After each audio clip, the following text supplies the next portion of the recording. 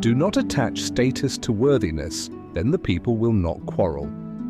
Fame and honor are common incentives to action. It is use your ally very easy to trade on human ambition. The depths to which our so-called civilization has descended can be measured by all the titles and knighthoods, all the rewards for successes achieved by ambition. And look at the quarrels caused by ambitious people, all jostling with each other to gain some prize or other. Economic methods are based on such competition, and wars are caused by it.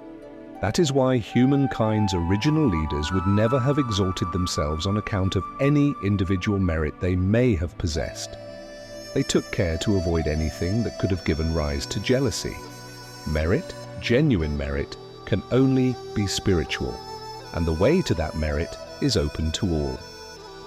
Neither was any value attached to things like precious metals, for instance, that were difficult to come by. It is known that ancient peoples had no lust for gold, the metal of the sun, purely and simply because nothing could be had in exchange for it. Rarity was never made into the basis of an economic system, and in this way, theft was prevented. In those times, theft was unknown. No member of the Brotherhood cherished any earthly desires, and thus no child human being could be confused by a bad example. By such measures, the sages kept hearts empty of desire. They took care that the products necessary for bodily sustenance were shared out fairly, and careful eye was kept on each person's inclinations. Any influences originating from discarnate forces were neutralized, and people's health was cared for assiduously. Poverty and disease were unknown, and in the temples care was taken to ensure that the power field emitted a good atmosphere. In this way, the people were preserved from any possible degeneration, and at the same time all harmful desires were neutralized. Any enemy was powerless. Thus, for thousands of years, a state of life was preserved which, seen from a dialectical point of view, was ideal. The few entities in those times who were in the grip of the forces of degeneration were unable to cause any disturbance in that power field. Thus the Brotherhood of Shambhala lived in the daily practice of not doing, and the results were wholly beneficial. But those times have passed. After the great harvest that took place at the dawn of the Aryan epoch, matters took their ordinary course until now. The Brotherhood always adapted itself to every situation so as to continue with its work of salvation until this very hour. We may be very thankful that the method of not doing as practiced by us has lost none of its power, because it means we can apply this social paragraph to our present situation in the spiritual school of the Golden Rosy Cross. If, as workers, we keep to these guidelines, then together we will be able to lead the pupils to the goal with the minimum of trouble.